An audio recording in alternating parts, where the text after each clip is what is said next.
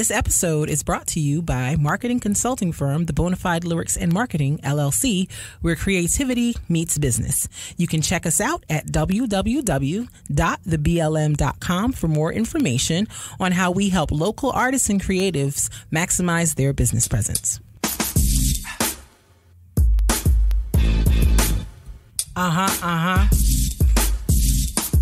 Yeah, boy. Yeah. It's the All Love, No Fear podcast. Hey. It's the All Love, No Fear podcast. Hey. Check us out. It's the All Love, Oh, No Fear podcast. All Love, Oh, No Fear podcast. Hey. What up? This is the All Love No Fear podcast. Hey, y'all. Hey. Happy Tuesday to the people who listening on Tuesday. Happy Sunday to the people watching on the lives and whatnot. Hey, y'all. What up? We appreciate y'all. Thank y'all so much for joining us. Oh my gosh, it's me, KB, with me, MB. Okay. Sure. I can't. Okay. I'm Mark. That's not your usual poetic advantage. Right. Which is what you usually do. The MB is not what usually happens, so I was a little confused. I was just trying to match. You trying to switch it up. I understand. I just wasn't. That's not what you usually do, so I was just a little like, wow, what's that? That's not what we do at all. So, but it's cool. It's cool. You can do whatever you want. You have choices. You have options. Do I? Yes, you do. And you have rights to exercise those options and do whatever your heart desires. Yes. So, you can. You weren't talking to people online for a second, but it's cool now. I wasn't? No. Why? Because you were too far from the mic. Oh, I'm sorry. I didn't know that. My bad, y'all. They heard you fleeting in a fleeting tone. I just thought about a song, but it wasn't appropriate, so I'm gonna keep it to myself. Great. Yeah. You can be MB if you want. It's fine. Okay. You've been MB your whole life. I've only been KB for like 7, so like you can be MB. Like truthfully. Got it. For a long time, I was K-Nix. K-Nix. That was me. Maybe that should be like my public name. I'm happy that before you get your doctorate, you're already married, so you don't worry about changing your name. Because if you got your doctorate and you got your Nichols, you were just gonna be Nichols forever. Like I was never gonna change it. Like it was just gonna be Nichols. What people do. Yeah. I'm like, whatever it say on there is what it is. Like whatever it says on the doctorate is what my name is. Yeah. Pretty much. Like it's just gonna say that. Yeah. If people get a doctorate before they get married, then that is their name. That is my name. Like I would, if I had gotten it before we got married, I wouldn't have changed it. I ain't even gonna hold you. I wouldn't have changed it. I would have been like, well, it's very unfortunate that you feel that way. Because that never happens. I figure it's hard to change the name. I've only ever seen it happen once, where someone got married after they had their doctorate in hand, and they changed their name. That doctorate. I don't know if they changed. I don't know if they changed the name on their doctorate, but they changed their name professionally. Okay.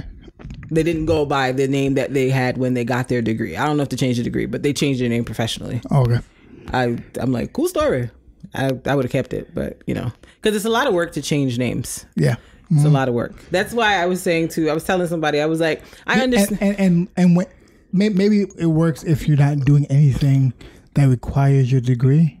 Yeah. Because sometimes I think the concern is sometimes people want proof of your degree. Yeah. They'll say a different name. Yeah. And then you have to explain it. Because even when I applied for my doctoral program, my bachelor's degree and first master's degree say Nichols. So I had to include something stating that the reason these degrees have a different name is because I was not married at the time.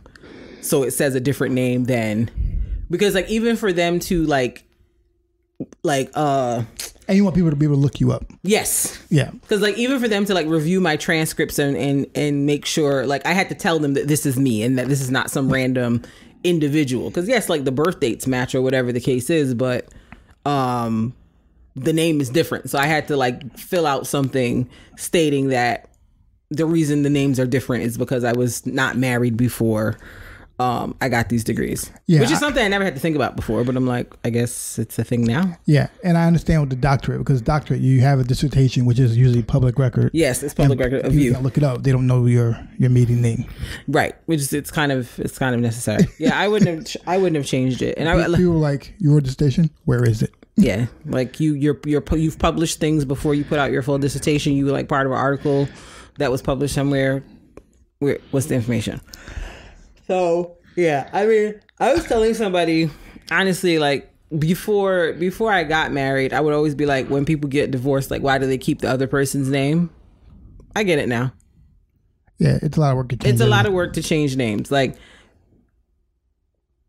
I don't foresee us ever breaking up or getting divorced, but knock on wood, if we did, it's gonna be Bennett till I ride out. Yeah, and if I marry someone else, I'm just gonna put Bennett in the middle and like I'm not. Yeah, it's too much. And the more popular you get with your name, I understand the harder it is. Like because now people are like, who's that? Right. I know Kristen Bennett. Who's this Kristen Nichols? Right. Like I don't know her, and I don't want to go around like reintroducing myself to people like, hey, so by the way, like it's just it's just too much. Like I get why people just be like, this is the name, this is what I'm going with, and you're just gonna have to be okay with that. Yeah. What was I gonna say?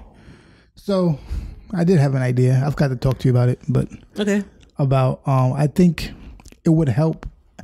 In my idea, I don't know how you feel about it, but it would help. I believe in your dissertation. It would help with a lot of things.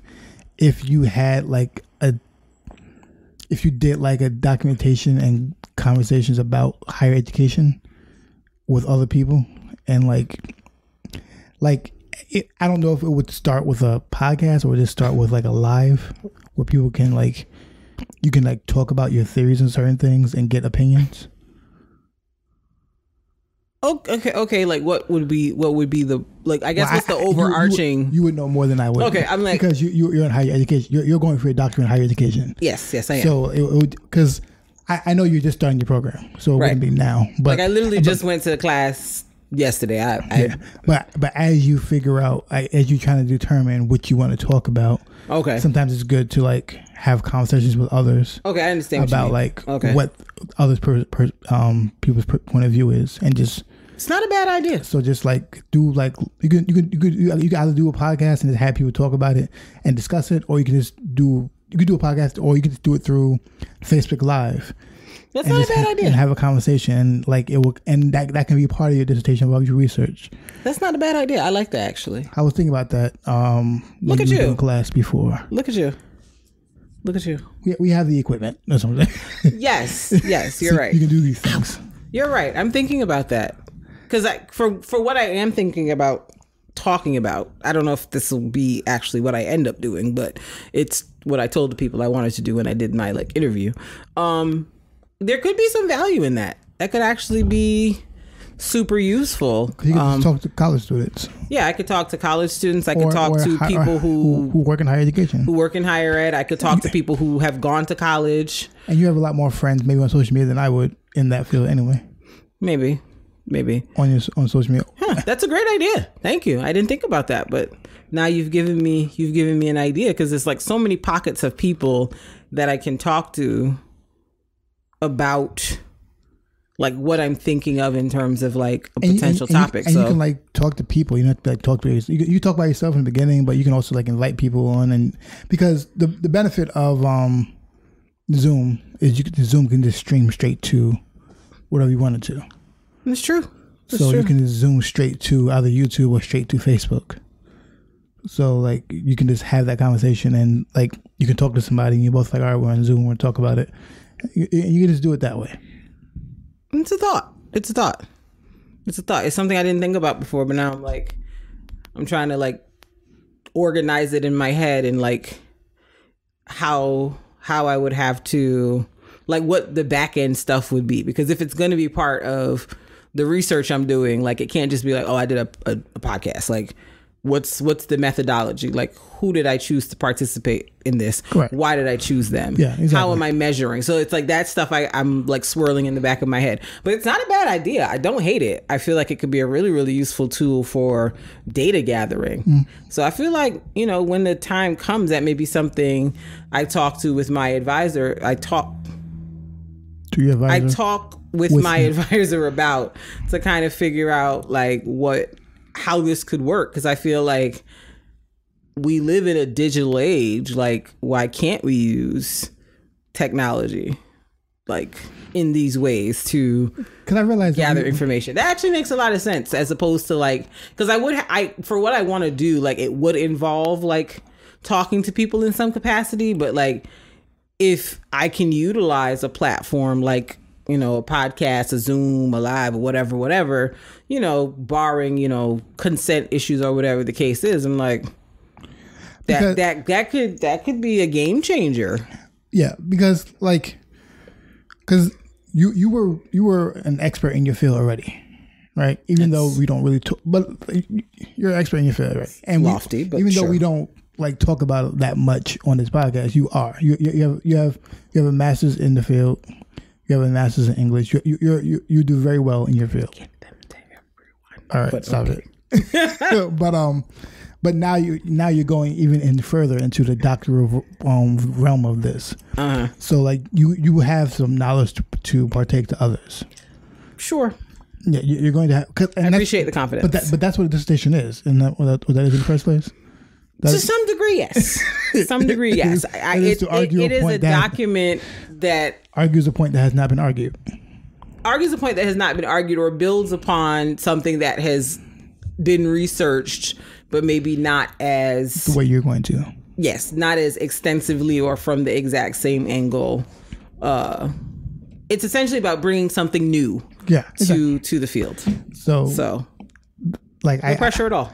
Yeah, but like this, like you have a certain level of intelligence of comprehension with this field that like a lot of people might not comprehend. Well, we've had this conversation before about like bringing your ideas in higher education to the. We've had that conversation before. We have. Yeah. So it's like you have certain ideas, and sometimes it's good to bring that out, and it will help your dissertation. I think it will help you gather data to kind of help streamline what kind of responses you're getting and what people are looking for outside of the you have a large circle, but just outside of the circle. Yeah. Because I'm like, I'm part of like a Black higher ed group on Facebook. Like that could be like a good pool of people outside of like people I know in real life, like to, you know, garner some information. So like as you're talking, I'm like, all right, great idea. Thank you. I did not think of that at all. Look at you. Maybe you should get a doctorate. Nope. Come on. Let's do it together. You and me and you. Come on. All right. So come on. Now we want to change the subject. You were deep inside my business for like the last 15 minutes. I'm very good at helping you out. And suddenly, I'm very good at helping you out. Suddenly, when I bring up you participating in the situation, I am very good at helping and you. I'm good at helping you. So like, once I'm done, but I said it first. Get out. I'm sick of you. Get out. Get out. Oh, let's move on. No. Now let's move on. Everybody. So let's talk about. So this is 4 years. When I'm done, tag, you're it. So you've got 4 years to get yourself together and figure out like what you're doing with your life. Because tag, you're it. Dr. Mark Bennett, it's going down. Tag, you're it. Awesome. You got 4 years to like, you know, study for your GREs, take the exams, explore programs. Like there's so much. There's so much that you could do. Word. So much. And I'll be right here to support you all the way. Word. Yes. We can make a whole thing of it. Whole thing. Why are you looking at me this way? Why? Why? Maybe the people saw that, maybe they didn't. I don't know. But I don't feel like you're taking my suggestion or my encouragement very seriously. Great idea. And no, you do not believe that. You do not. You don't know what I believe. Mark, I've known you for a very long time, and just the tone of voice that you took with "you don't know what I believe" lets me know that you absolutely do not believe. anything that I just said. But it's cool. It's maybe. Mark, go play in someone else's face, not mine. I'm not playing. Except that you are. No. Yeah. Definitely playing in my face, and I don't like it. What happened? I can't see anything. Madame Michelle. What should I say? Listen, Linda. Ain't nobody got time, honey. Yeah. Ain't nobody got time for that. Hey. All right. Let's get right into it. Love it or lose it. Hey, love it or lose it. Hey, love it or lose it. Hey, love it or lose it. Hey.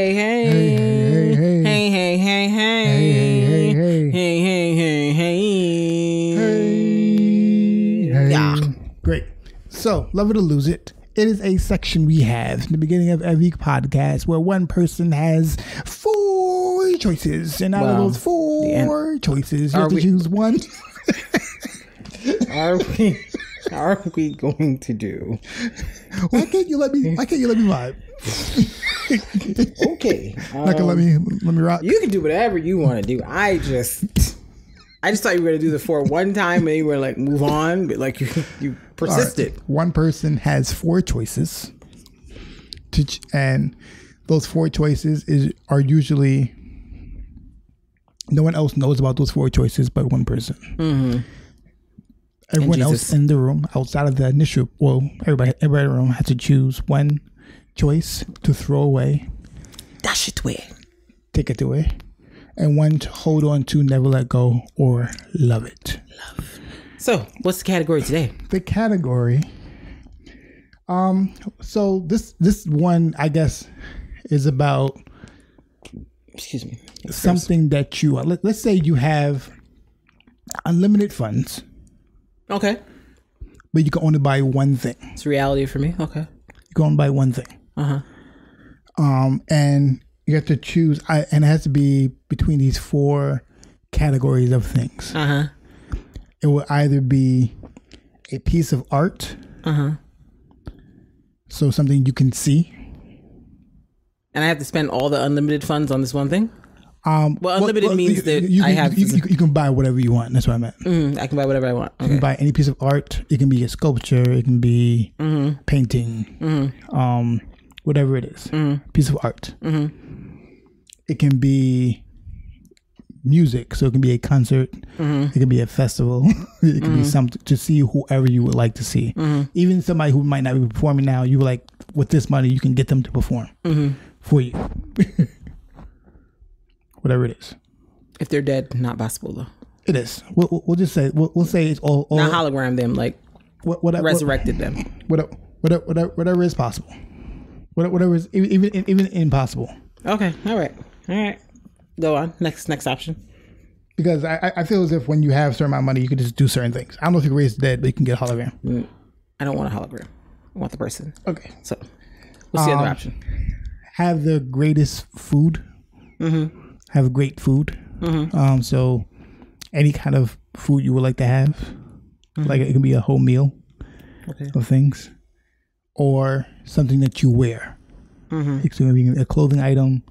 It can be shoes. It can be jewelry. Yeah. So I tried to do it like senses. So art, see, music, hear, food, taste, touch, wear. Okay.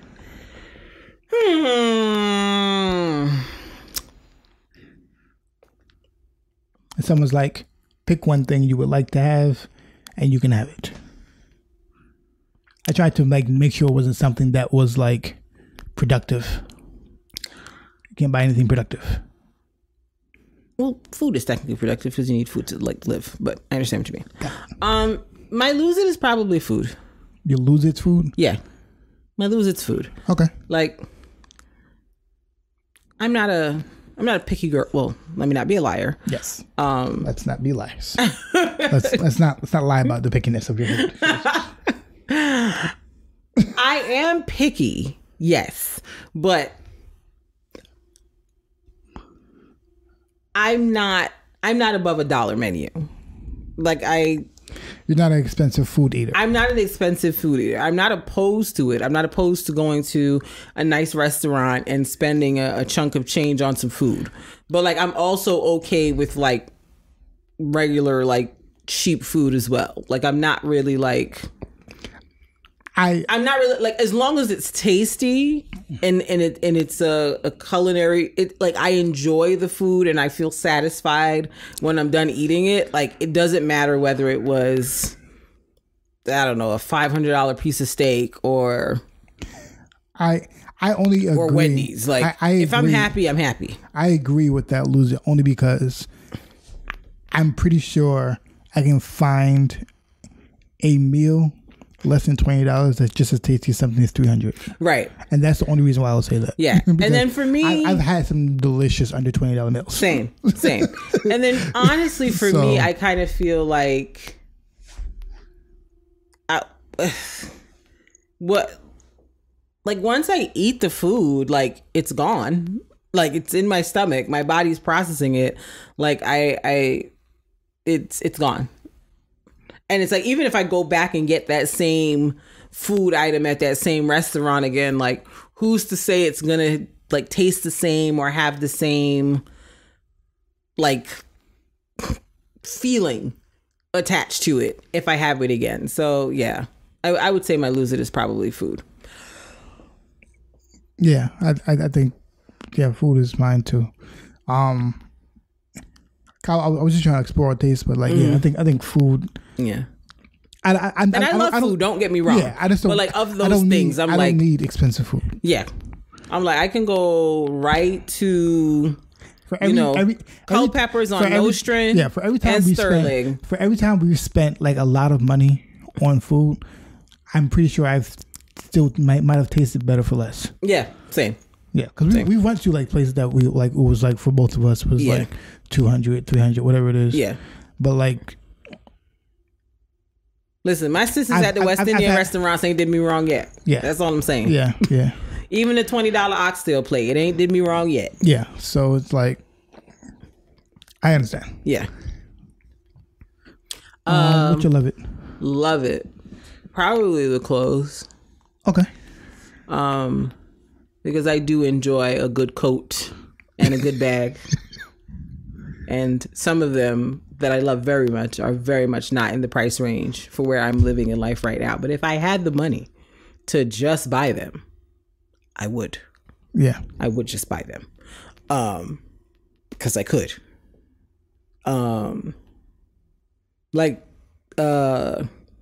Celine, love those bags. Don't have $3,000 to just purchase one. It's just not a realistic, like, life purchase for me at this juncture. Which I understand, like, why a lot of times people, when they get those bags, they get the clear case to put them in because they can't just be out. Right, like it's crazy.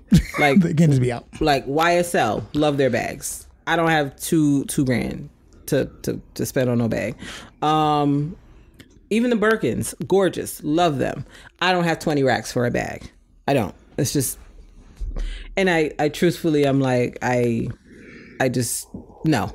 But if I had unlimited funds, yeah, I'd buy them. For sure, I'd buy all of them. Several colors. Same with coats. I love a good wool coat. Fall is my favorite season, as has been well documented on this podcast. And I enjoy a good wool pea coat. And you know, JCPenney, Macy's, they have nice ones, but like when you see the ones that like the Gucci's and the Balenciagas make, it's just like, whoo, that just looks, it just looks divine. It looks heavenly. It looks rich. What I will say is, so that would be my love it is like clothing items. What I will say and is, a shoe. Ah, what I will say is clothing. Giuseppe's? Hey, clothing. Even though it's not all clothing that's expensive is better than not expensive clothing, but there are like certain clothing, the expensive clothing that is just fits better. Yeah. Than regular. Than the regular like mass produced stuff. I think I realized that when I was younger with like when we used to wear the long t-shirts. Mm-hmm. Not like the ones that were to your ankle, but the ones that were like right here. Mm-hmm. Because like there were differences in quality in t-shirts. Yeah. Like some t-shirts were like, they were like, you bought them, you're like, oh, that's Hanes, obviously. Right, for sure. It's definitely like, giving me out the pack. It's not the same quality of t-shirt. Even the tank tops that we used to get, like the 50-cent tank tops, you could tell like the real ones. Yeah. Versus like it's just like the quality of the fabric was just it's just different. Was just different. Yeah. When I realized that when I sometimes when people order t-shirts from me, like when I'm trying to buy get a bunch of t-shirts and everything from there, I certain brands are just better. Like Bella Canvas is like one of the best ones. It's just quality shirt. Yeah. But they're also the most expensive ones. Yeah, like the thread counts matter. Yeah. Okay. The thread counts matter. So I understand. Have you ever touched a Balmain t-shirt? Thread counts matter. They're overpriced in my opinion, but thread counts matter. They feel silky. I've never worn one, but I can imagine just from touching it on the outside, it feels silky on the skin. Yeah, it feels very elevated. It's not giving your average Target. And there's nothing wrong with Target. I love me a Target. It's a great store, but it's just luxurious feeling. What's your love it? My love it is art. Doesn't surprise me. Don't figure me out. Don't figure me out. Like we figured it out, Mark. We figured each other out. You knew I was gonna say clothes. I did. You knew that. Like surprise. Yeah. But yeah. Art is that's where I'm at. I like art. Yes, you do. I think art is better for me. Like clothes are cool, but I'm old school with jeans and a shirt. I'm old school with jeans and a printed shirt. We're gonna have to work on that. That is your uniform, though. Jeans and a printed shirt is what I go with. Yes, jeans and a shirt with a message, and a Vans sneaker. Well, I don't only do Vans anymore. But you still like them? Yeah, Vans are cool. Yes. Got my Vans on, but they look like sneakers. Got my Vans on, but they look like sneakers. Sorry. You know, I haven't worn in a while. Converses. I think we stopped after doing. I don't know where my Converses are. Yeah, I couldn't tell. We got them for the wedding, but they're somewhere. I should do Converses again. I have them somewhere. I should find them. Converses, by the way, are what I learned the hard way. Converses have to be broken in. Converses are for like not doing much. And they're not for doing much. They're not for walking. They're not for walking. They're just for being fly. Yes, they're just for like, finding a nice light. They're great for going on vacations or going on trips because they're light and they're packed. As long as they're easy walking, to pack. Not for walking. But they're not, unless you've like really had them for a while and they're really, really well broken in, they're not for walking. Because I decided one day to wear some Converses I had maybe worn once to a trip with my friend to the Metropolitan Museum of Art. I limped home. My feet were shambles. The top of my foot, the back of my ankle, everywhere that one could possibly get a foot blister, I had one. Yeah, that's the day I learned Converses aren't made for this unless they're like well broketed, stretched out. Like you've worn these Converses several times and they know how to. I remember when people were doing the protests last summer. Somebody was like, "These people out here protesting in Converse? They're marching in Converse?" I was like, "Well, I mean, they're well broken in. I don't know, but just would not recommend." I do remember when California was like, I'm sure they don't only do Converse now, but back then, California and Converse went hand to hand, and they was out here at we went to Hampton University. Mm-hmm. They were out there in the snow with Converses. We were like, y'all have to figure out some better shoes for this. Well, the New Yorkers was like, what are y'all doing? Yeah, snow and Converse don't go together. That's absolutely. Converses have negative grip. Yeah, you're absolutely asking to bust your head clean open. They have the opposite of grip. Yeah, you asking to bust your head open playing with some Converses in the snow. Shoot, Timberlands in the snow is a risky business depending on where you at, honey. Yeah. Depending on the type of snow it is, you could still. At least it got grip. Yeah. But depending on Converses are like. Yeah. Like Timberlands on black ice is dicey business. So with a Converse, do you want to live? Is that something you're concerned about? Because if it is, you shouldn't. Yeah. And also, Converse is a straight fabric, so your feet gonna get wet. What are you doing? Come on. Yeah. What are you doing? Don't do that. Of art, like I do enjoy art. We have mad art in this house. Yes, and we need more. Yes, we're gonna get more. We actually have to. We have another. Yeah, I'm mad we missed the African Arts Festival this year because I was determined to go there and get more things. But we need more wall space, apparently. Wall space, small space. There's ceilings. You're gonna hang from the ceilings? Yeah, just look up. I'm not trying to put holes in the ceilings because it takes a long time to fill up holes in the ceilings. Well, build another wall then, Mark. Seems obvious. All right. I mean, we got a whole empty wall right there. Yeah, we'll do a hallway. Just hallway. Just wall. Yeah. Wall. Okay, so. Yeah, so anything else? That's it. Nope, that's it. All right, let's move on. That was Love It or Lose It. Hey, love it or lose it. Hey, hey, hey, love it or lose it. Hey, love it or lose it. Hey, hey, hey, hey. Hey, hey, hey, hey. Hey, hey, hey, hey. All right. So let's get into this week's main topic. Not even gonna hold you. In our pre-production conversation, Mark and I were like, what are we gonna talk about on today? And then this idea popped in my head and Mark had no idea what I was talking about. So this week, news broke via CBS, the television network, one of the big three, that Usher, Priyanka Chopra Jones, and Julianne Hough are set to be judges on a show called The Activist. And before I saw this headline, I saw somebody post something on either Twitter or Facebook, I forget which one, saying that, oh, this show, The Activist, is about to be dumb. And I was just like, oh, they must be talking about like a Netflix show that's coming out. Because that's what I thought. Because, you know, Netflix got, you know, The Chair, which is apparently good, by the way, so I got to watch that. I was thinking it's some type of Netflix show that's coming out. And people saw a preview and they were like, oh, this looks stupid.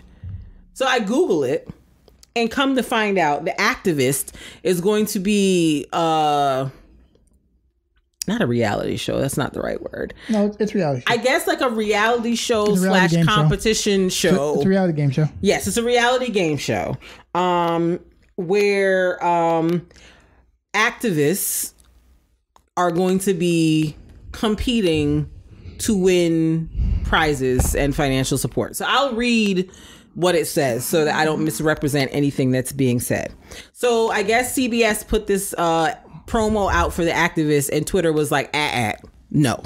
So essentially, also Global Citizen, I don't know if you've ever heard of them before, but Global Citizen is like I don't know if nonprofit is correct, but we'll go with that. Is an organization that like does concerts and different things like that to raise money for different causes and funds and stuff around the world. So, Global Citizen says the activist spotlights individuals who've made it their life's work to change the world for the better, as well as the incredible and often challenging work they do on the ground in their communities. This is not a reality show to trivialize activism. On the contrary, our aim is to support activists everywhere, show the ingenuity and dedication that they put into their work, and amplify their causes to an even wider audience. Do you want me to continue reading or... You want to interject here? No, I'm cool. So because there's more, but I just don't want to give too much too soon. Let's get into this. Stop. So what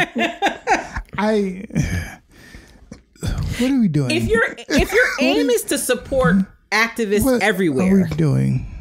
Just support them. Just support them. Like, why do we have to make it support them a show? Don't do that. Like, why? Like, why do we have to commodify and get ratings basically for people to get support for their causes and to do this activism work? Like, never in a million years would my brain think, you know what we should do?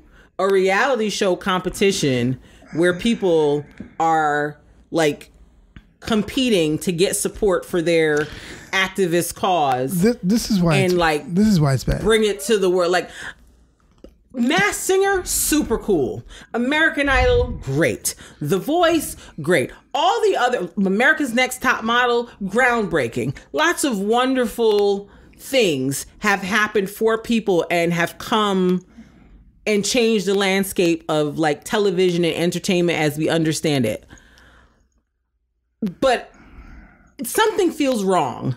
No, it's not something feels wrong. It is wrong. About activism and people taking up the charge of solving issues of like racial injustice, child hunger, like all these world issues.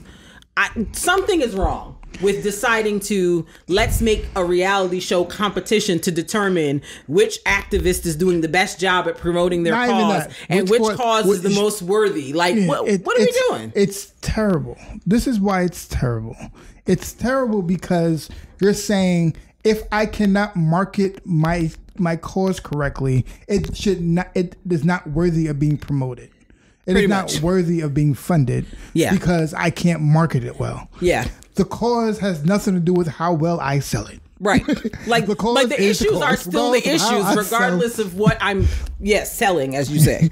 If there's a problem with immigration, right. There's a problem with immigration regardless of how I tell it to you. Right. Regardless of who I tell it to, regardless of how I say it, there's still a problem with immigration. Right. Like of course, is it great if like I understand like how like certain causes and certain stuff like have celebrity spokespeople and people of influence. Like I understand how having that reach furthers the cause. Like I don't have an issue with with an activist, getting like a Venus Williams or somebody on board. Because I saw something recently on a sidebar where Venus Williams was donating money to an organization that works with, I think like formerly incarcerated women or something like that.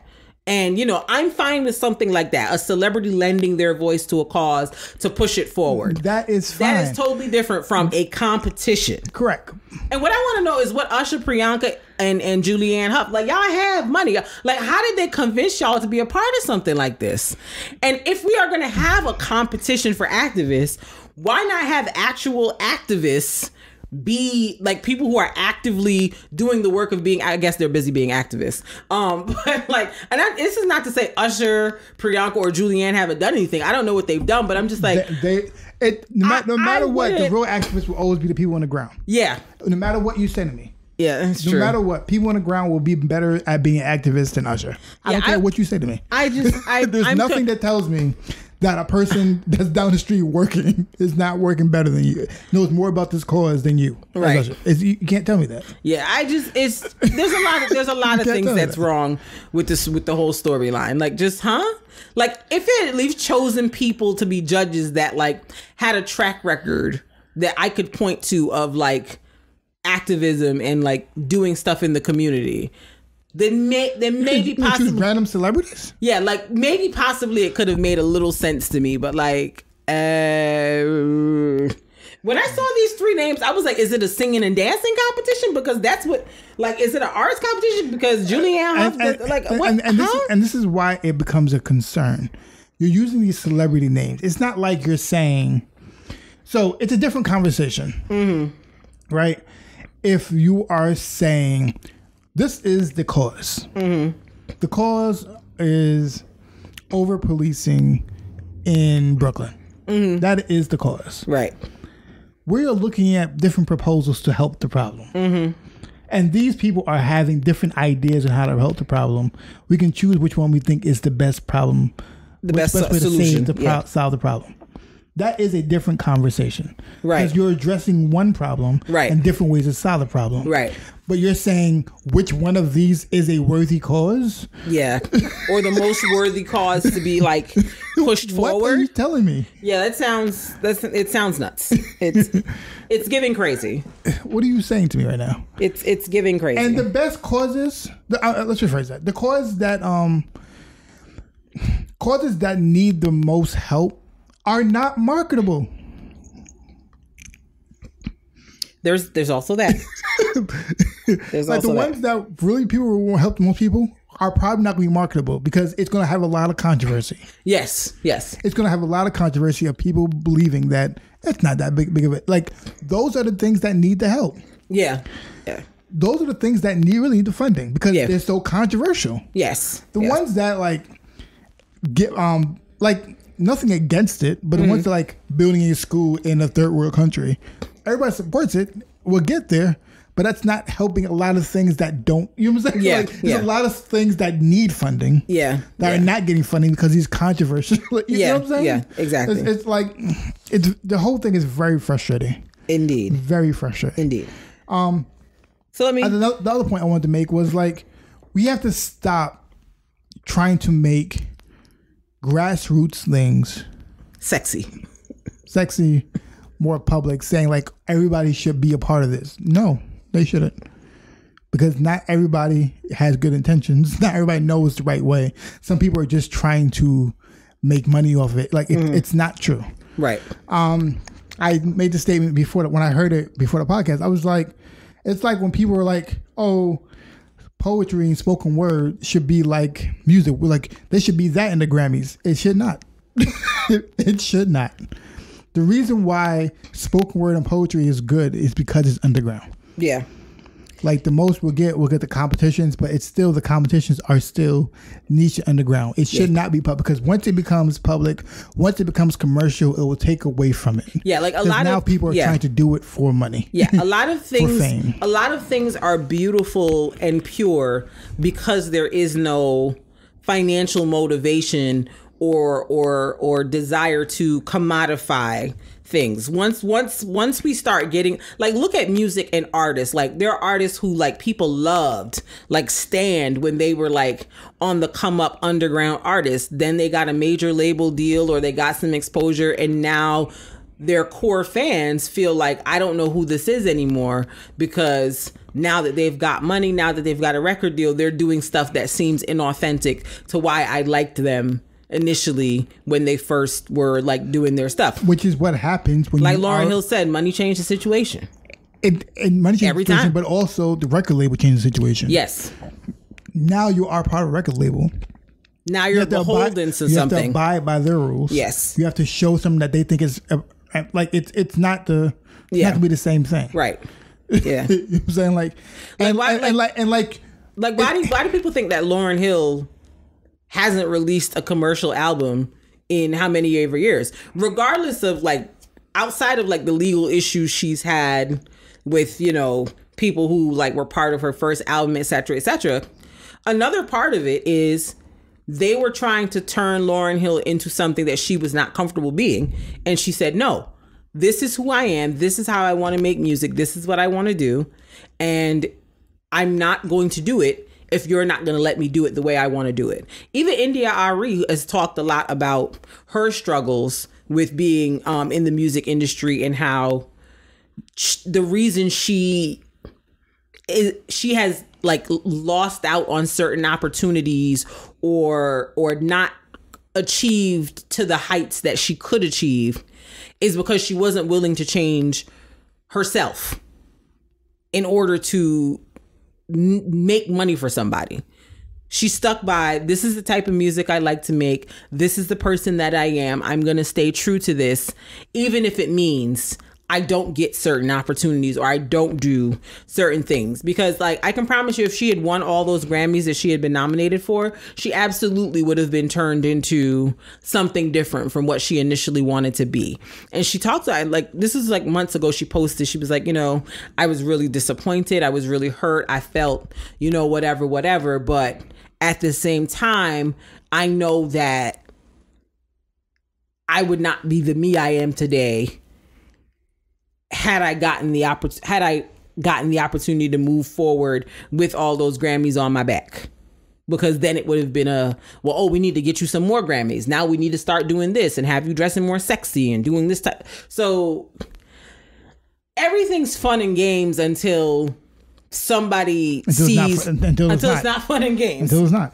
Yeah. Until somebody sees there's a financial incentive to keep a certain thing going, then, you know, people will do whatever to keep the money train going. So let me go on and read some more. So The Activist is a competition series that features 6 inspiring activists teamed with 3 high-profile public figures working together to bring meaningful change to one of the 3 vitally important world causes: health, education, and environment. So the first thing is 3 high-profile public figures. It's giving me there's something in it for the 3 judges. It's giving me, oh yeah, you have a cause, but it's also bringing visibility to the 3 judges, additional visibility. It's making them look like they're great people. Yes, it's trying to give them, like, giving PR rebrand. Yeah. For the 3 judges, which is not what activism is. Yes, it's giving problematic. It's a photo op. Yes, it's definitely a photo op. Did I tell you that when I went to New Orleans, was helping out and everything, that there was mad people, like a bunch of people came in just to do a photo op, like from companies, because like we were out there working, and then like a few companies just came in to like, here for the pictures, and then you never saw them again. I believe it. And that happened, and that would happen with organizations, to show pictures of like, we was out here working. Right.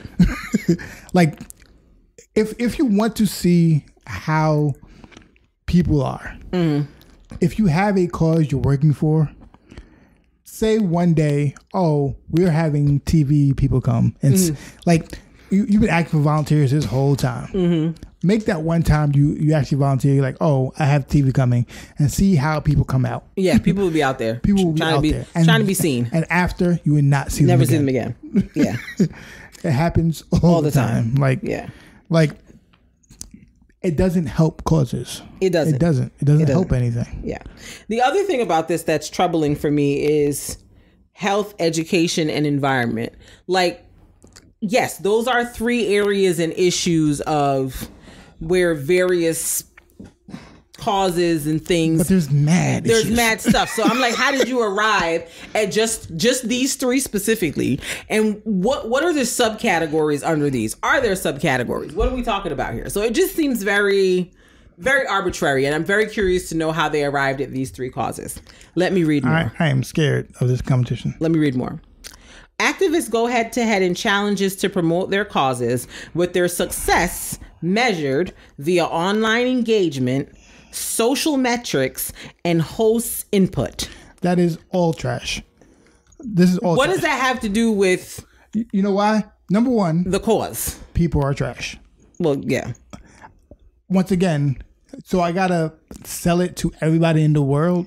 Yes. To that this cause matters. And if my campaign or whatever I post on Instagram gets 5,000 likes, but yours gets 10,000, does that mean that mine was less successful? Does that mean my cause is less worthy? Like, what's the messaging here? What are we talking about? Yeah, it changes. Your cause has to be like it's trash.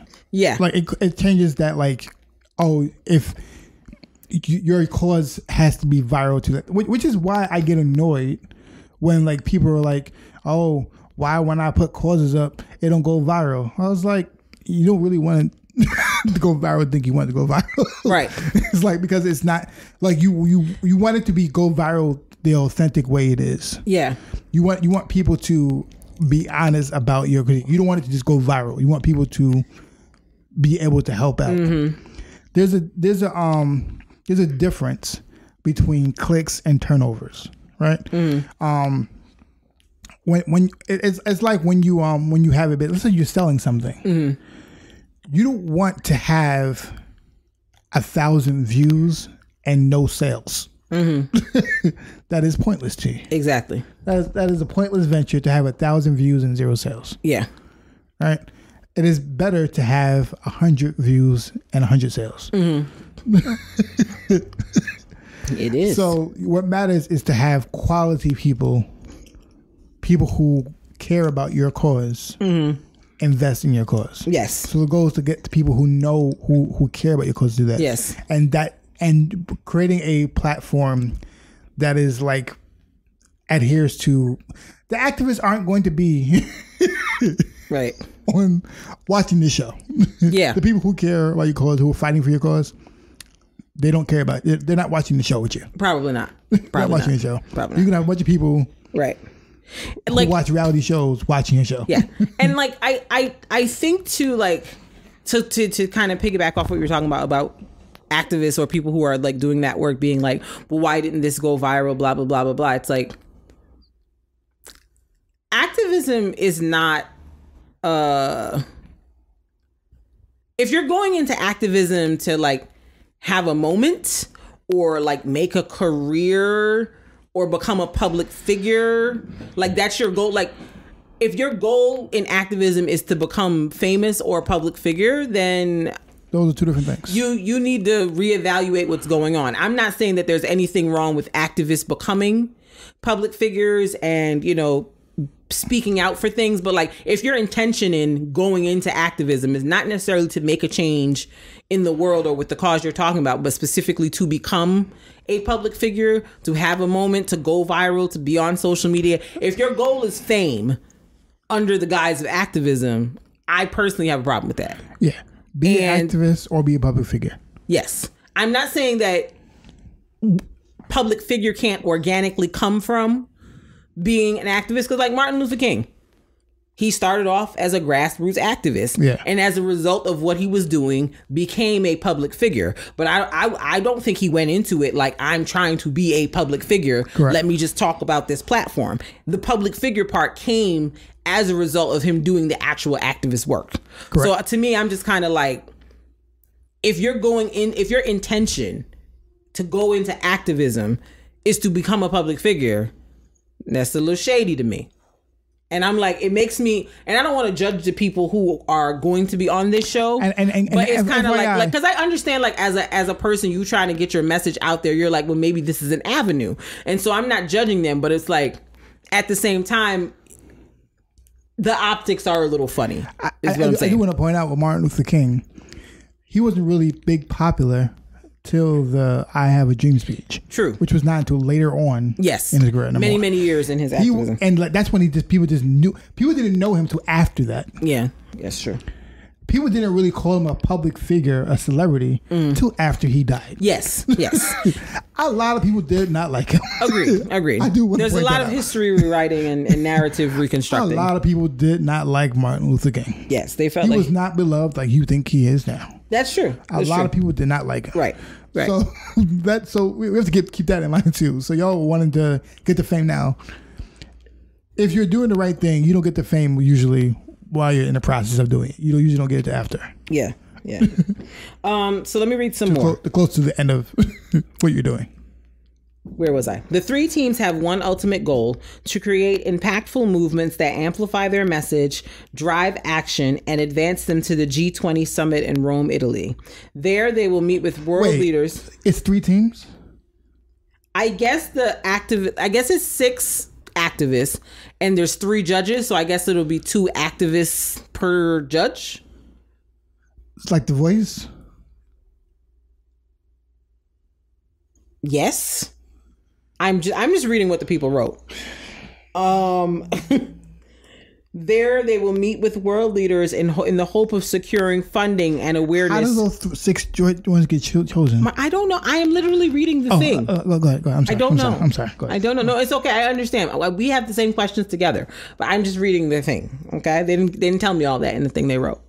The team that receives the largest commitment is celebrated as the overall winner at the finale, which will also feature, this is the part that got me, which will also feature musical performances by some of the world's most passionate artists. The series is produced by Global Citizen, the international education and advocacy organization working to catalyze the movement to end extreme poverty that produced the recent Vax Live, a concert to reunite the world. The Activist is a first of its kind competition series that will inspire real change. CEO and founder of Global Citizen, Hugh Evans, said the audience will see their activist passion and commitment for their causes tested as they petition world leaders to take urgent action to resolve the interconnected crises we face. Mike Rapino, the CEO at Live Nation, said the activists will spread awareness about society's most urgent issues while also giving every viewer the opportunity to be a part of the solution. An unprecedented example of how entertainment can change the world. Combining competition and compassion, these essential causes will take center stage as the show proves that there are no issues we can't solve when we work together and demand change. So first of all the other people who have been going to these summits and doing all these things, they ain't been doing nothing this whole time. They just been They just all the other people, the people who aren't on the show, all the other people who are at this very moment that we're talking, doing real activist work and have been petitioning governments and the European Union and all these other organizations, they ain't been doing nothing. But we're gonna get 6 people with the backing and support of 3 celebrities plus Live Nation plus Global Citizen and whoever else. And they're just going to come in and swoop and take away from what the people who've already been trying to make waves in the, like, what are y'all talking about right now? You know what's going to be bad? This sounds nuts. This is why this is bad. This is why it's bad. I feel like the activists are going to be real out of this whole thing. And it's going to damage them by being a part of this. I feel like the activists are actually trying to fight for something. Right? Yes. I feel as if like they Global Citizen is trying to have a concert. This is the problem that I feel like. Who is the passionate artist? What makes them passionate? What? Passionate about what? Like, what are we talking about right now? This is where I feel like the big problem is, and this is why like I feel like people need to understand that just because publicity doesn't change anything. Like, y'all give me word salad. You're going to get a winner. You're going to have a concert. They're going to promote on the world stage, and nothing's going to change. Because it sounds like y'all about to do a whole lot. For what? Because what's going to change? Do all this because number one, people are mad fleeting with Hollywood. They're gonna forget about everything a week later. And what happens to the causes of the people who don't win? What do they get for being on the competition? What is the incentive for them? The goal is it exposure?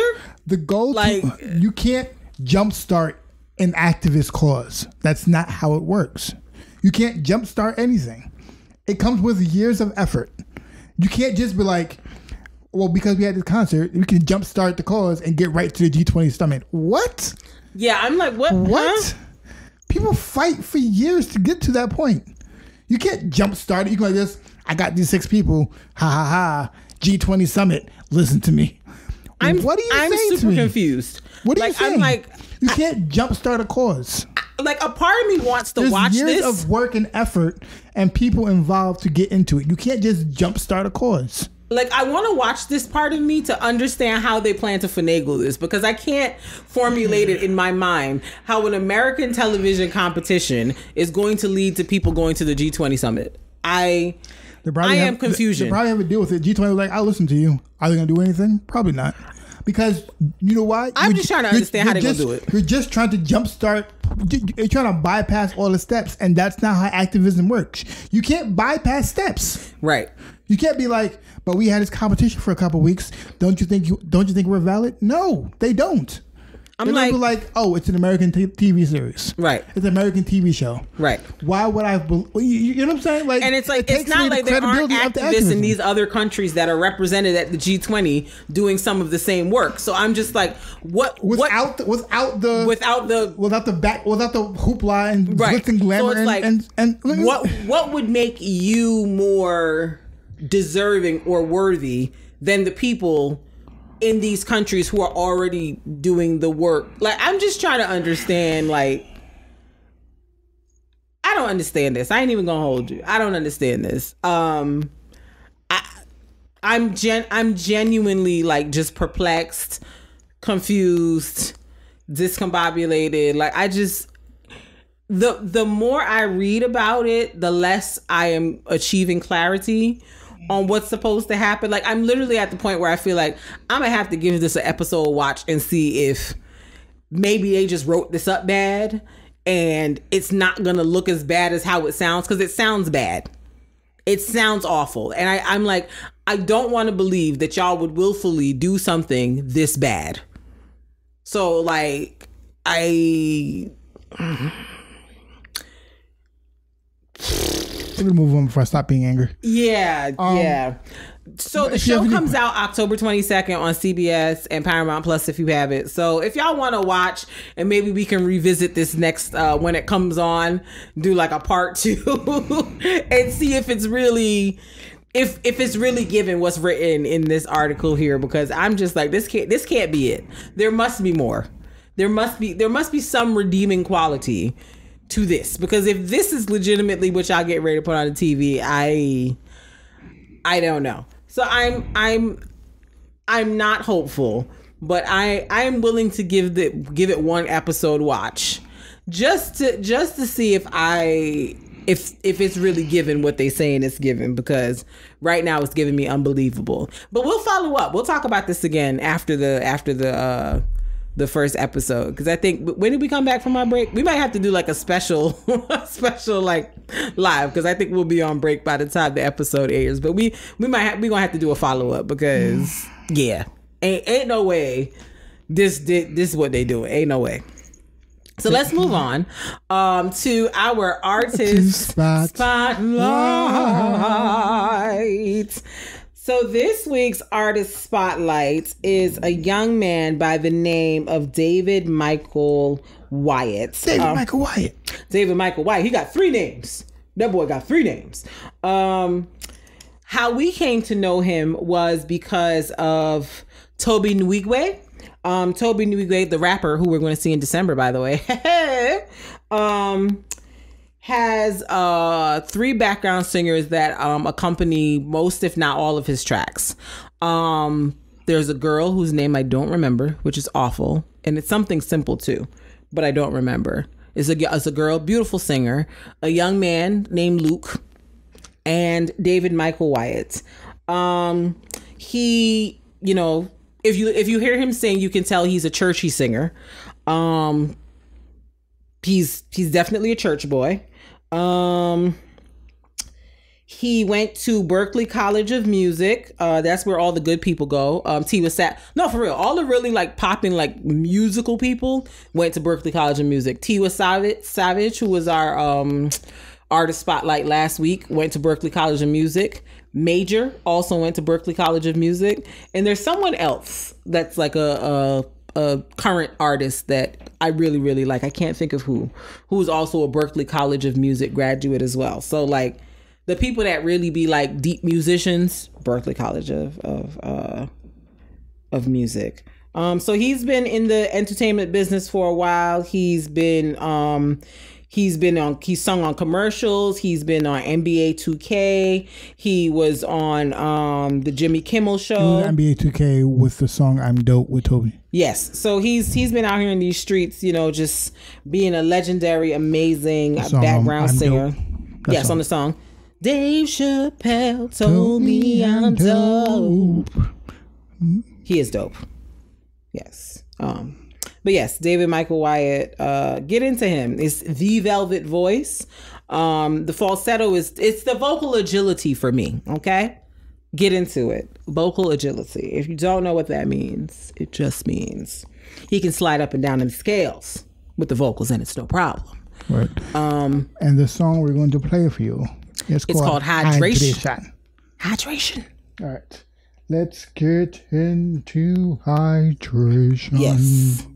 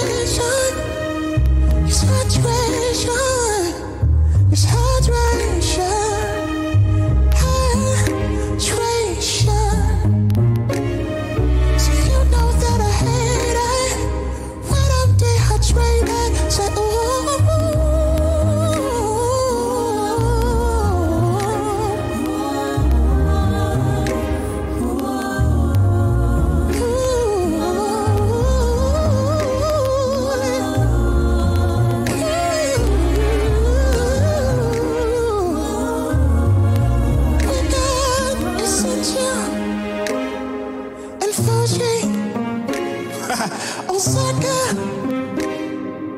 water, H2O, drink up, all you thirsty people, drink up, drink from the well that never runs dry, drink from the well that never runs dry. I don't know what your taste of water is. You might like Fuji or Osaka, so many different types. Water, water, water,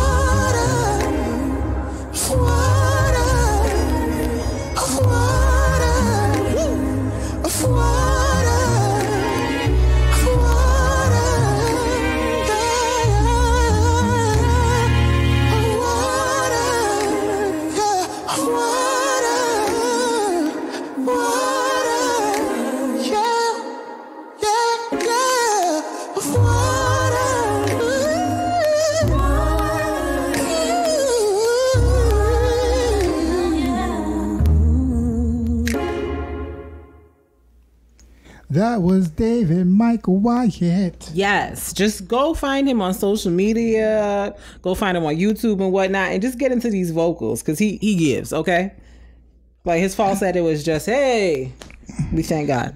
We thank God. Word. We love it, we love it, we love it.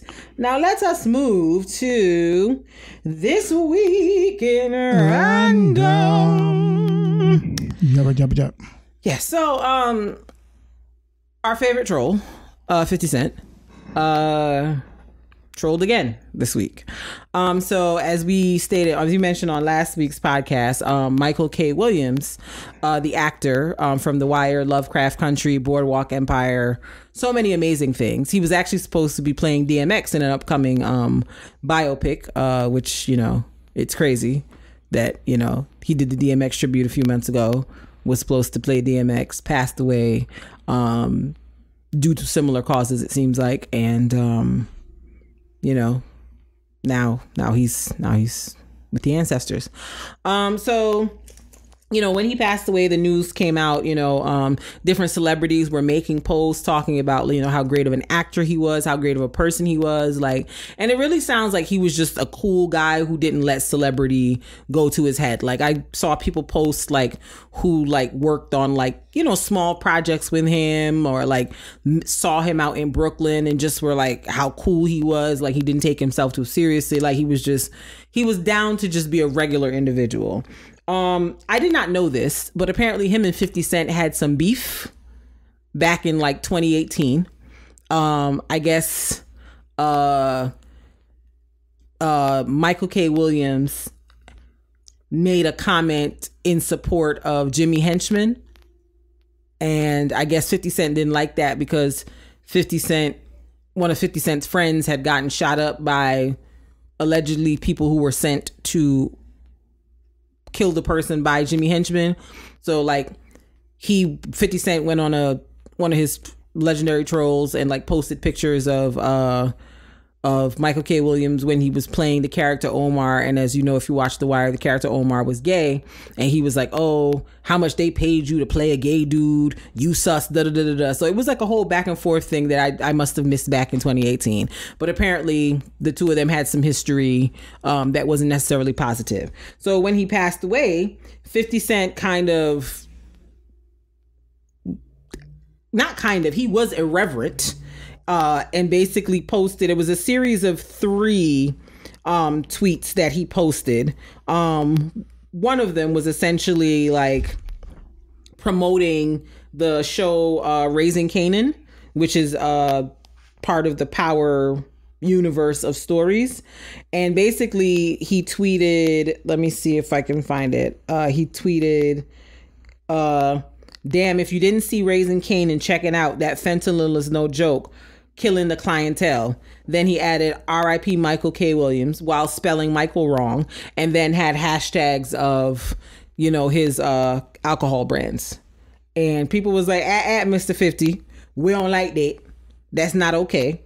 Of course, he went back and deleted them after the people dragged him. But, you know, it was very tasteless. And just, the man had just died. Like, literally just, like, his body was probably still in the house when 50 made that tweet. Like, it was so unnecessary. It was just like, I know that your persona is like being like hip hop's a-hole, but like, do you have to commit to that all the time? Like, don't you have some couth? Like, can't you just, like, sometimes shutting up is fine. Shutting up is free.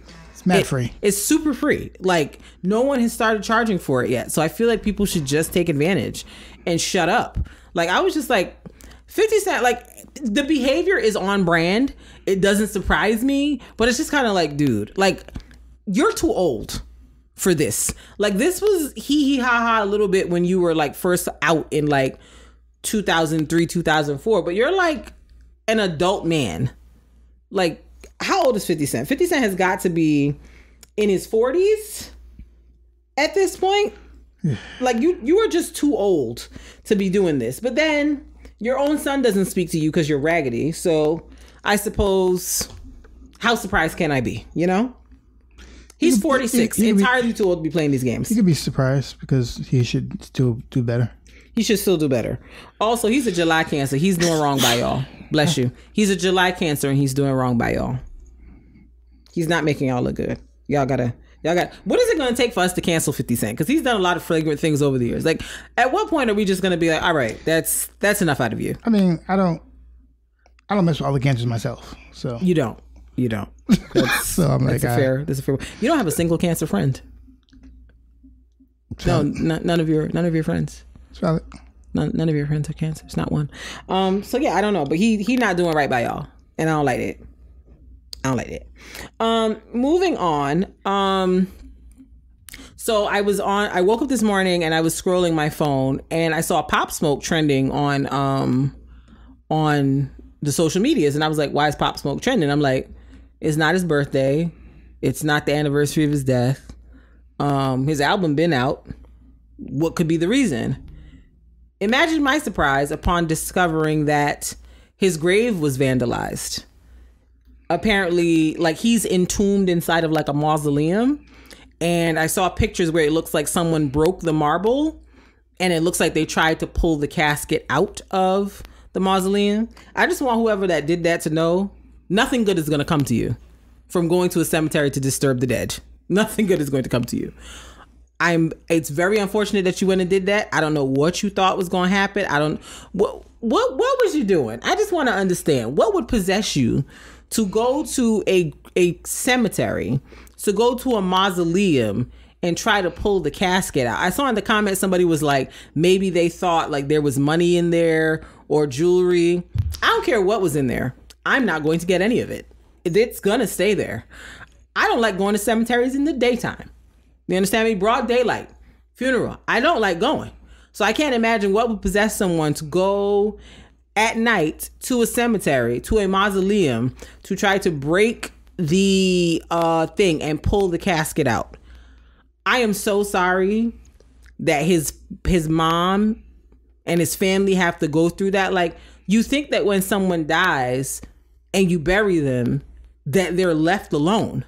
Like, the idea that somebody is going into the cemetery to try to desecrate my dead loved one's body, like, I can't imagine how that must feel. Like, and the fact that he died tragically, and now there's this, like, I hope he haunts whoever did it, honestly, because that's what you deserve. And that might be mean, and that's okay.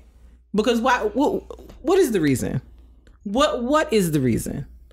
What are you thinking about? People got to get their lives together. However, I will say, you know, I love how, you know, Brooklyn goes up for Pop Smoke. Because I was in Brooklyn yesterday for a WizKid concert and the DJ played some Pop Smoke and there was a lot of Brooklyn people in there and they went up. And I saw some Brooklyn people in the comments like, it's over for whoever did this once we find them. So I'm like, psh. Because what are you doing? I know it's a pandemonium and folks is bored, but what are you doing?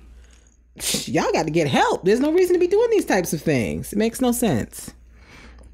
But again, rest in peace to Pop Smoke, and I hope the people find whoever it is that was over there trying to pull the casket out, because what's wrong with you?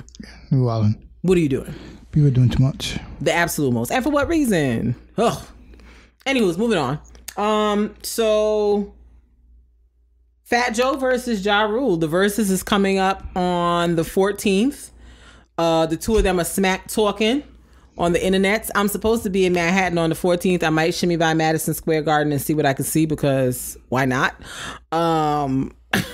This is going to be interesting. This is going to be a hilarious Verzuz. I can't wait, because both Fat Joe and Ja Rule just be talking smack all day long, like the both of them. Mm-hmm. And so I can't wait to see the back and forth banter. Like, I feel like this is going to be a fun Verzuz. This is not going to be hostile like Jeezy versus Gucci. I'm not going to be afraid for my life or for the life of everyone in the building. I feel like this is going to be a fun time. I don't know who's going to win. I don't know if I have a winner on this, because they both have like iconic, legendary like songs, features, etc. I'm actually excited to see what they're gonna play, because I can't think of 20 Fat Joe songs off the top of my head. I ain't even gonna hold you. I'm sure he has them. He's had a very lengthy career, but I can't. He has. He's been around for like at least 20 years. I'm sure he has 20 things. I just don't know what they are. So I'll be very interested to see. Which is fair. Which is fair. I don't know what they are. So I'm curious to see. Like, I can easily point out Ja Rule's more easily than I can Fat Joe's. So I'm very curious to see like what gets played, what the response is. Like, I think this is going to be a good, nice, entertaining Verzuz. I've noticed though, they've started spacing them out more, and I don't know if that's intentional or if it's just because I felt like at one point it was like a Verzuz. Has made more than $300. I don't know what that was. I feel like at one point they was doing Verzuz like once a week. Like, it felt very often. Now I feel like it's like a once a month type situation. I don't know if that's a good thing or a bad thing, or if it's intentional, but you know, I'm still excited to see this one. Speaking of music, in that realm, so Aaliyah's music is finally on streaming platforms after like 20 years. Yeah, it's been, I think, 20 years since Aaliyah's passing. Oh, wow. Yeah, it's been about 20 years.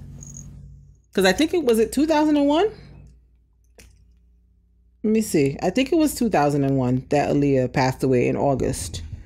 And yep, it was August 2001. So it's been 20 years since she passed, and so they have finally, I don't know what the holdup was. I heard like the family didn't want stuff released, blah blah blah blah blah. But now her music is on streaming platforms, so Aaliyah fans are very excited about that.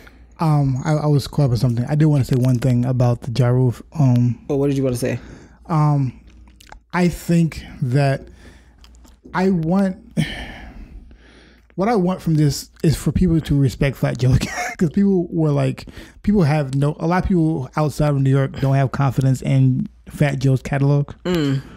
Like, I understand, like Fat Joe, a lot of people don't know what he's doing because he doesn't have like the big hits, right? Yeah. The big hits that people think about, like you have All the Way Out, you have Lean Back, right? But there's but he has, number one, he has a lot of features. A lot. He has a lot of great features. A lot. Number two, he's been around since like 92. Right. That's why I said, I'm like, he has 20 songs. I know it. I just don't know them all. Yeah. Because he's been around for a long time. For a long time. Right. Like there's stuff that people from like back when Big Pun was alive, that people who knew of Fat Joe through that. Yeah. That song, there's songs he'll play that they'll be familiar with, and I'll be like, oh, okay. What I will say is this. If Fat Joe goes first and he sets the stage to make it more street, Ja Rule's gonna have a long day. It might be a long night because Ja Rule's a lot of things, but street records is not. It's like, not that. Yeah, like Ja Rule's gonna have a long night if he because no matter how hood Ja Rule is, right? Like Fat Joe can't put on something super hood and then Ja Rule puts on I'm not always there when you call. Like, yeah. He can't put that on. Like, it's not. Like, it's gonna look nuts. Ja Rule's like hood records are still kind of they're okay, but like they're not hood classics really. Like honestly, you have Clap Back, you have Holla Holla, right? You have like I understand his hood verses, right? Mm-hmm. You have Clap Back, you have Holla Holla, you have his verse on Jay-Z's I can't think of the song, but I know what you're talking about. Money Cash. Mm-hmm. Is that it? Might be. Yes. Yeah. But yeah, like so I get it. No, it's not Money Cash. That's DMX. There was two growling Negroes, so you know I got confused. He was another one. Yeah. But anyway. I know exactly what you're talking about. I ain't even gonna hold you. But like but like if Fat Joe starts off and he comes in with something different, like you're gonna have a long day. And like I think it's murder. Yeah. Mm-hmm. I holla. Yeah. Also, what Ja Rule does can have, I get a what Ja Rule does have the songs with DMX and Jay-Z. He has like because like they were gonna start a group at one point. Yeah. So he has those songs. So I get it. You're gonna have if you sleep on Fat Joe, you're gonna have a long day. All I know is this: I ain't even gonna hold you. I'm just there for Ashanti because Ashanti has songs with both. Yeah. And I'm trying to see sis hop on tracks. Okay? I did see all the comments was like, I'm who's ready going for to that. win? Everybody was like, Ashanti's going to win. Ashanti wins the verses.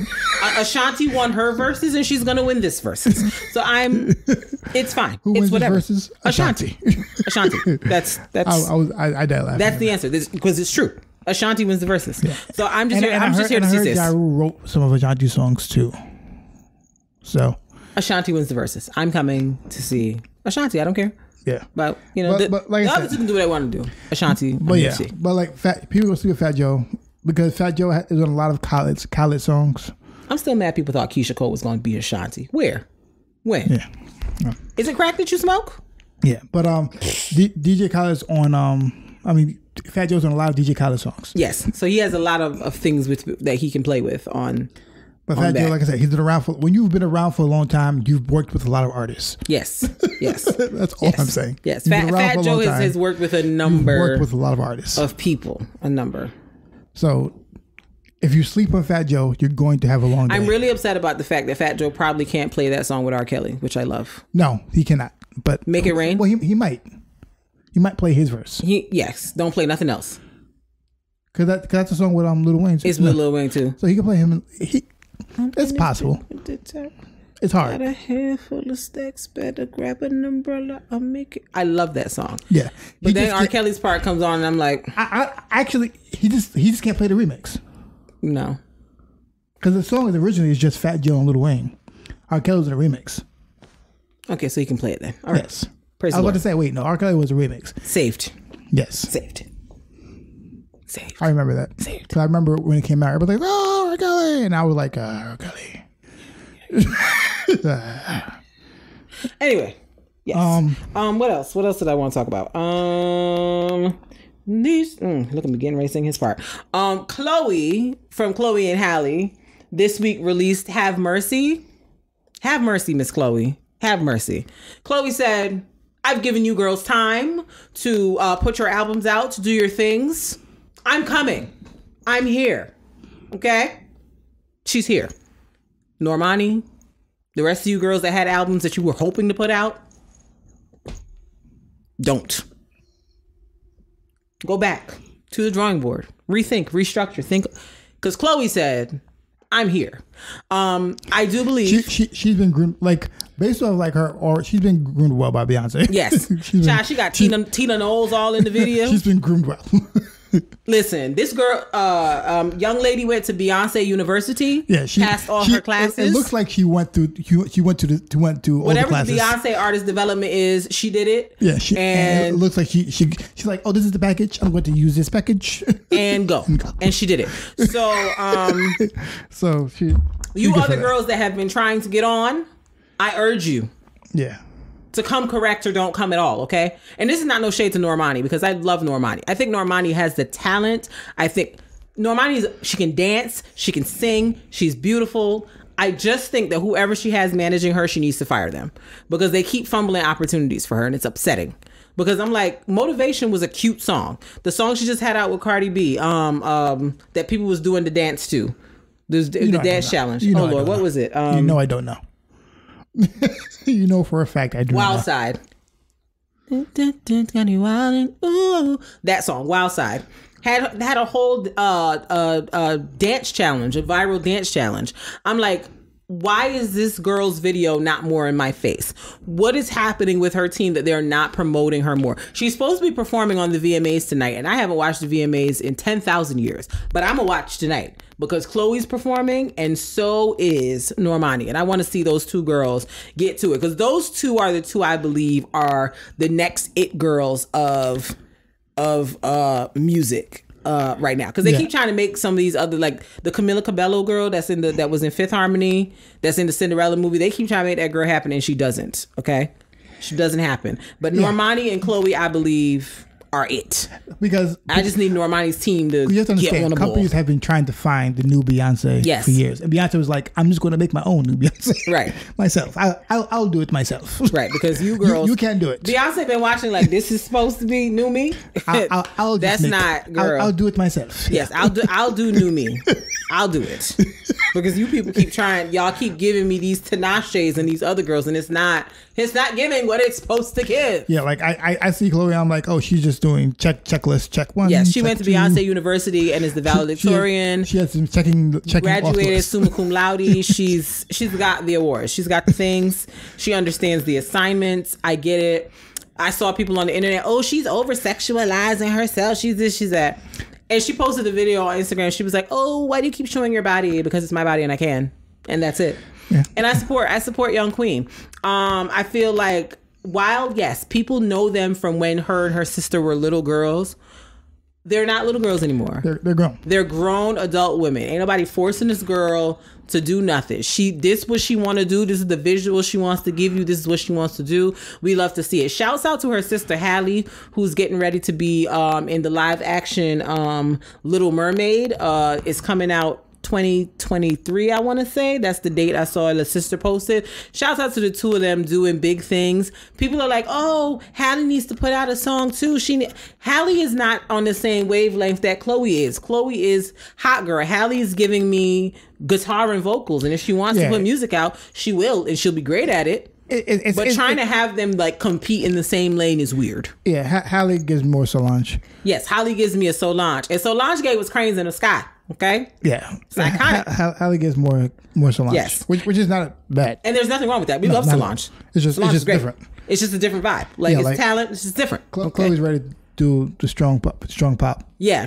Chloe's ready to give us concerts. Okay. She's ready to sell out shows and give us choreographies and do all those things. Okay. Yeah. And the both sisters are very talented. So I'm very irritated with the way people keep comparing them. They're both very talented. They're just different. They're just different. And that's okay. They're looking for two different things. Yes. They in two different lanes. Two different audiences. Two different lanes. But yeah, get into this Have Mercy video. It's beautiful. Chloe looks great. The vocals are there. We know she can sing. Like it's just beautiful. We love to see it. Okay. All right. So on to new music. So what's been on the streets? The good sis Yebba. She's Caucasian on the outside, but the voice is giving heaven. She put out a new album called Dawn. Everything. Get into Yebba.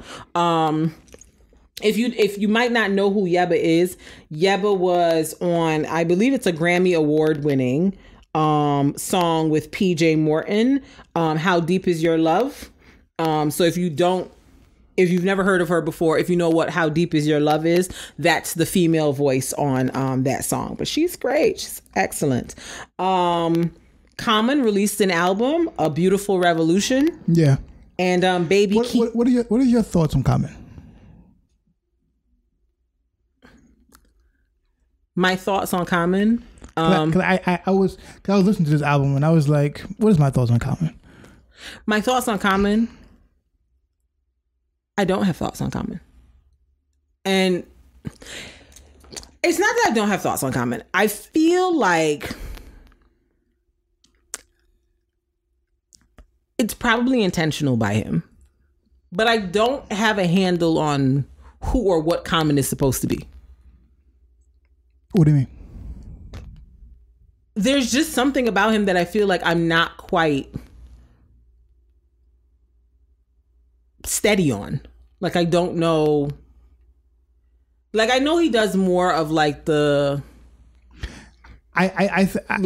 I think like conscious quote unquote style of rap. I would say I think, but like I think him and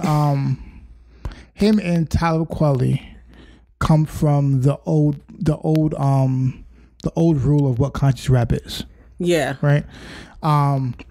They both attack it differently. Right. Talib Kweli was attacking women on Twitter, but go ahead. Outside of that, talking about music. No, but Talib Kweli was like, I'm going to show you I can be conscious and be an out rap y'all. And he was like, I'm about to out rap y'all, and like I'm gonna still do all this stuff, and my goal is to like do the things that everyone else does, but just be a conscious rapper, right? Because he was out in the clubs the same time, and like he was out with everybody else. Like that's what Talib Kweli was, but he was like, but I'm gonna be a conscious rapper in the process. Common, I think I think he has like he's trying to very hard to stay in the box of being a positive rapper at all times. So like positive conscious, like so he's trying to stay in that box. And like he comes from that same school, and that same school is different from the conscious rapper of today. Because like the conscious rapper of today is considered like Toby. Is kind of considered a conscious rapper of today. What's it called? What's his name? YBN. What's his Corday?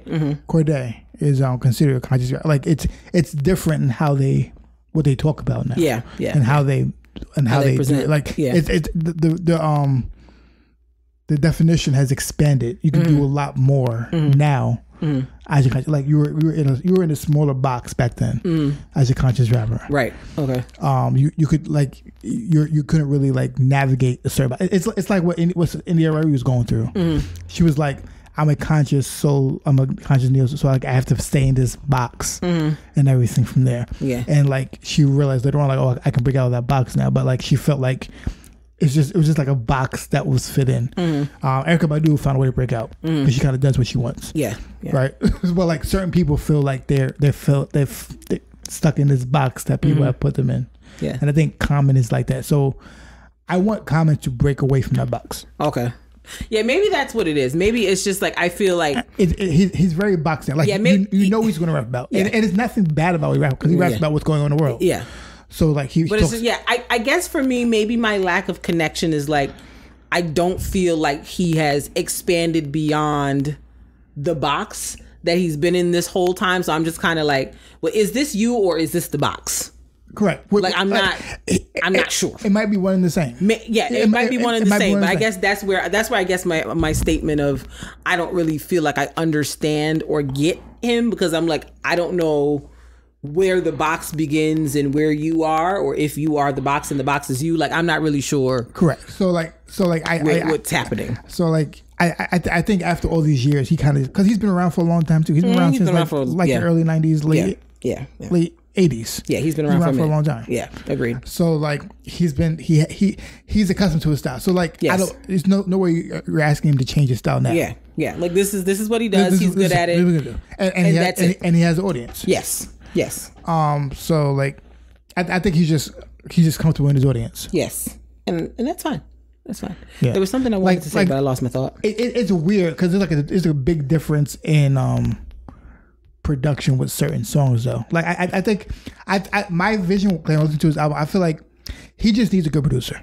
I feel like a good producer would change because like there's a big difference between like The Light and the rest of the songs on the album. Okay. You know what I'm saying? There's a big difference between like The People, which is a good song. Like the songs that you know from Common, they're great. But listen to other songs on the album, they're not as good to me. Okay. But even like when he tried to do a commercial with his album and songs, like it didn't hit that well either. Like I think Finding Forever was like more his more like commercial sounding album. Finding Forever. I don't know if you heard the album. Listen to that when you get a chance. Not the whole thing, I don't think. That's his most commercial sounding album to me. So like I like that album, like in terms of because it was like more commercial sounding, but still like he's just in his box. Yeah. Which, I guess kudos to him. Like he has his audience. He plays to his audience, and I feel like that's also fine. If you've got a formula that works for you, you feel comfortable with it. Who are me? Yeah. Like I'll always like favorite his album. I'll support his album because like I support what he does. Yeah. And everything. It's just I I don't want to hear him all the time. I need a very specific time to hear him. Okay, gotcha. It's not. I don't need to hear him at all times. I'm not in a space now. I'm just at home working, and like there's no space where like I want to hear him. Right. And I feel like music is about mood, about what's going on with you. Right. Yeah. I don't know. I there's no space that I'm in currently where I want to hear him right now. Okay, that's fair. That's fair. Because I don't know if Common is necessary. I don't know if I've intentionally gone to Common music, like when I go to listen to stuff. Like if it pops up in a playlist, then whatever. But like I don't think I've ever intentionally gone and like searched for Common music. Like I don't dislike him. I don't dislike his music. It's just like because he releases a lot of music. It's just like you said, it's a mood thing. Yeah. And I don't know if I'm necessary. I don't know if I can even identify what the mood would be to go listen to Common. Because if there's like, is it the same mood as when I go listen to Lupe Fiasco? Or is it a different mood? I don't know. Another person who released music this week, moving on from Common, because I feel like we've had a mini dissertation about Common. Baby Keem, the cousin of Kendrick Lamar, he released an album as well called The Melodic Blue. He seems to be dope. Pretty exciting. I gotta listen to the album. Yeah. Seems to be pretty exciting, but yeah, that was. He has multiple songs with Kendrick. With Kendrick, I mean, if it's your cousin, you might as well. No, I know, but like I think everybody only heard Family Ties. Mm-hmm. But there's another one too, so I'm gonna listen to that one too. If Kendrick were my cousin, I'd have several songs too, because why not? Why not? So after our last conversation, I had to go back and listen to like the Big Day by Chance the Rapper. Mm-hmm. It's not really a bad album, honestly. It's not great. It really isn't bad. It's actually not bad.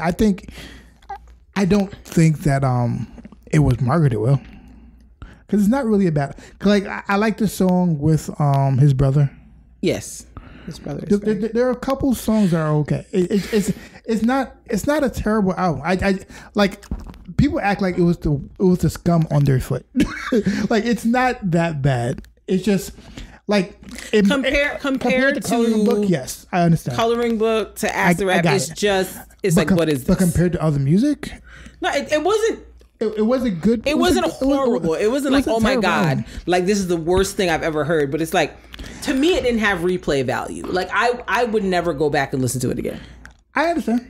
Like I literally listened to it and was like, and I had it in my like downloaded albums for a little bit, and then I was just like, I ain't never gonna listen to this again, and I deleted it, which is fine. But like I think people act like it was the worst. It's not. I'll listen to Coloring Book again.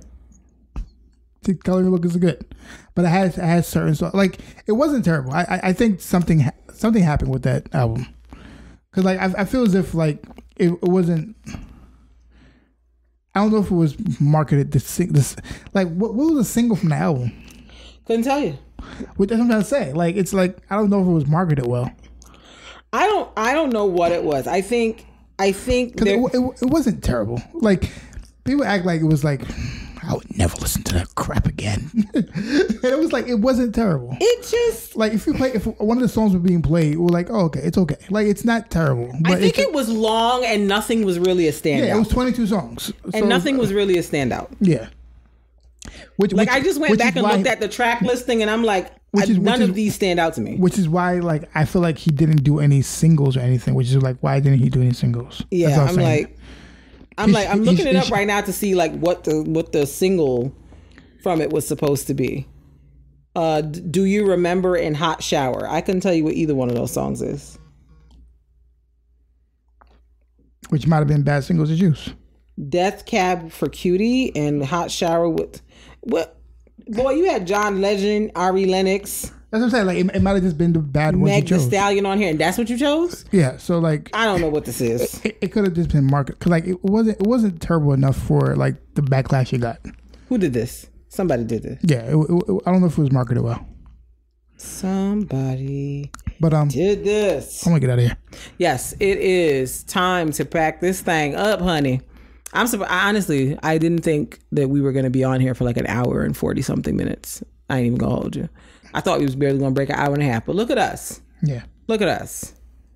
I'm also proud of us for keeping these podcasts under 2 hours, because there was a point where we was doing very long podcasts. Yeah. We was doing a lot of talking, but we're moving on with our lives now. So yeah. thank y'all so much for listening. We appreciate you. Hope you enjoy this day and the rest of your week as you're listening to this podcast. We thank you for just supporting us, for continuing to rock with us. Yeah. So we hope you enjoyed our conversation, the topics we talked about today, and we're definitely open to hearing your feedback. So, hit us on the socials. All Love No Fear P1 on Twitter, All Love No Fear PCast on Instagram, All Love No Fear and All Love No Fear Podcast on Facebook. And of course, our email, alllovenofearpcast@gmail.com. Special shout out to our Patreon people. We love y'all. We appreciate y'all. Thank y'all so much. Until next time, we bid you adieu.